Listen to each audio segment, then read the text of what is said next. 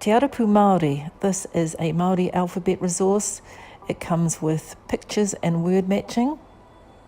2 sets, one with the English word in the picture and the other without the English word.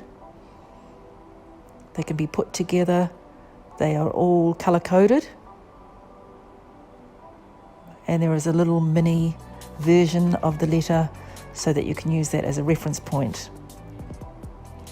Also, you can make another copy and in a scrapbook add to it with other words that begin with those letters.